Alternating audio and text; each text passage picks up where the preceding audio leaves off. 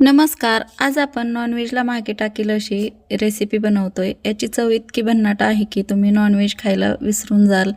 Chicken मटनलाही मागे टाकेल असं हे हिरव्या वाटाण्याचं झणझणीत कालवण आपण आज वेगळ्या वाटणात बनवणार आहोत.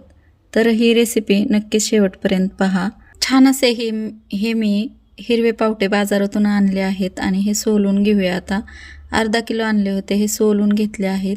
याचा उग्र वास येतो ना थोडासा, त्यामुळे आपण काय करणार आहोत, एका तव्यात मध्यम आचेवर थोडंसं तेल टाकून हे थोडंसं भाजून घेणार आहोत. म्हणजे पावट्याचा जो उग्र वास असतो ना तो येत नाही आणि त्यामुळे भाजीला सुद्धा चव एकदम भन्नाट येते. ह्या स्टेजमुळे, ह्या प्रोसेसमुळे आपल्या पावट्याची भाजी खूपच छान लागते, मस्त लागते. 2 ते 3 मिनिट आपण मध्यम आचेवर किंवा लहान आचेवर हे पावटे छान असं परतून घेणार आहोत.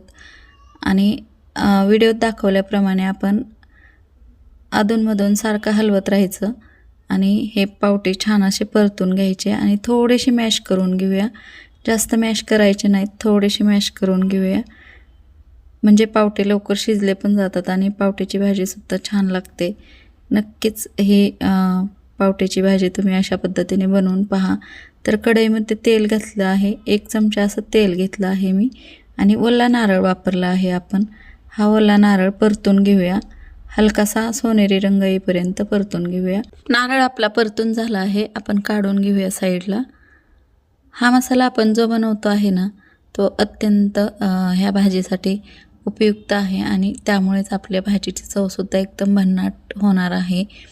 तर कांदा घेतला आहे, एक छोटा पातळ स्लाइस करून घेतले आहेत. थोडासा सोनेरी रंग येईपर्यंत आपण भाजून घेऊया हा कांदा पण. लसणाच्या पाकळ्या घेतल्या आहेत 10 ते 12, त्यासुद्धा आपण 1 इंच आलंसुद्धा टाकलं आहे लसूण बरोबर आपण. तर हे सुद्धा परतून घेऊया.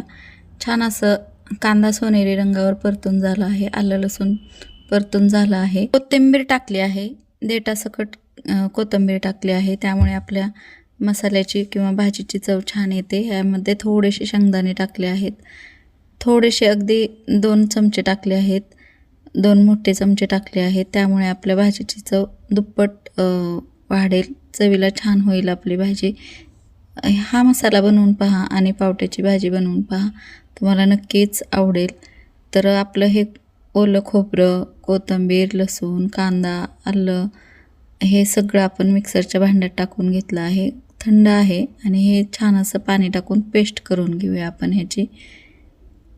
छान असा आपला हा मसाला तयार आहे, बघू शकता. छान अशी आपली पेस्ट तयार आहे.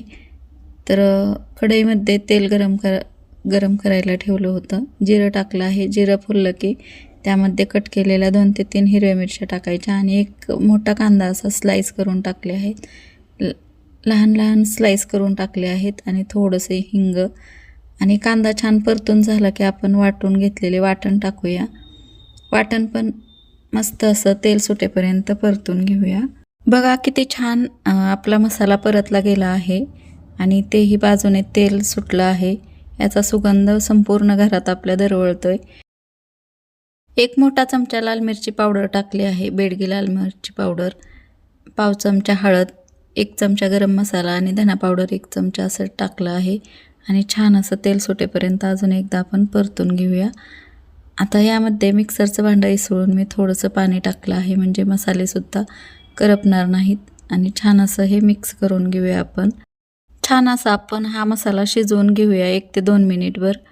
आणि चवीनुसार मीठ टाकूया. आता चवीनुसार मीठ टाकून घेतलं आहे, मिक्स करून घेतलं आहे. 1 ते 2 मिनिट आपण झाकण ठेवून हे मसाला छान असा शिजवून घेऊया. बघा किती छान परतला गेला आहे आणि आजूबाजूला सुद्धा तेल छान सुटलं आहे. सुगंध संपूर्ण घरात छान दरवळतो आहे. आणि आता हा आपण जो परतून घेतलेला आहे पावटा तो टाकून घेतला आहे. तर तो सुद्धा छान असा मिक्स करून घेऊया. यामध्ये गरम पाणी टाकायचं, गरम पाणी टाकल्यामुळं छान असा रस्सा ह्याचा चविष्ट असा तयार होतो.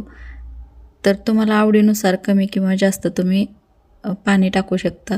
जर जास्त पातळ हवं असेल तर तुम्ही जास्त टाकू शकता. पण इथं मी 1 ते 1.5 ग्लासच असं पाणी टाकलं आहे गरम. आणि ते छान असं शिजवून